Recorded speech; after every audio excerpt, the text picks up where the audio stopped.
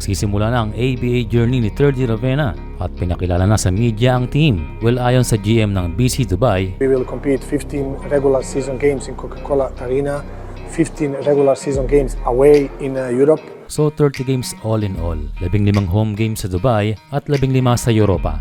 We are competing in Adriatic League, which is from former Yugoslavia. So itong Adriatic League o ABA ay binubuo ng mga bansa na bumubuo noon ng Yugoslavia. Tinawag itong Adriatic League dahil ang mga bansa ay nasa tabi ng Adriatic Sea katulad ng Slovenia, Croatia, Montenegro at Serbia na may mga team sa ABA. So ready na itong Dubai, although hindi pa sila makasama sa EuroLeague na ang isang dahilan ay malayo daw ang Dubai na kailangan pang mag-aeroplano ng at least 7 hours ang mga team sa Europa katulad ng Spain.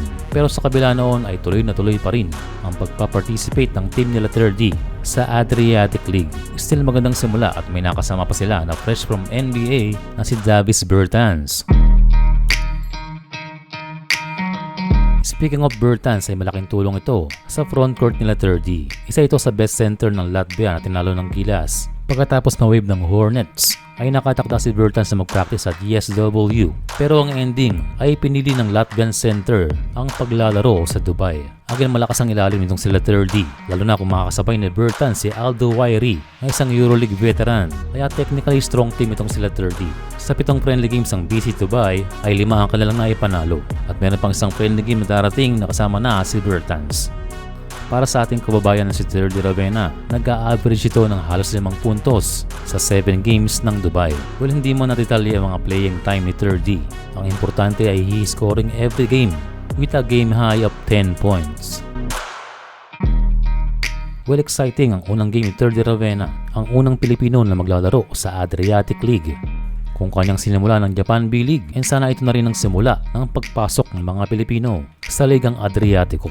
Well, marami mang haters pero tahimik na ginagawa ni Terdy ang kanyang mga goals bilang isang basketball player. Kaya good luck sa unang season. Magaganap ang first official game ng BC Dubai, isa itong home game sa September 22. Makakaharap ang Serbian team na Red Star, isang popular team doon na parang Hinebra ng kanilang liga.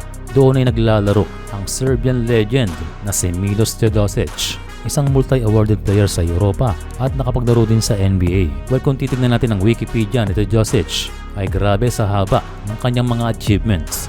Doon din naglalaro ang point guard na nakaharap ng Gilas noong FIBA OKT na si Iago dos Santos ng Brazil. Again, good luck sa BC Dubai para sa pagbubukas ng bagong season.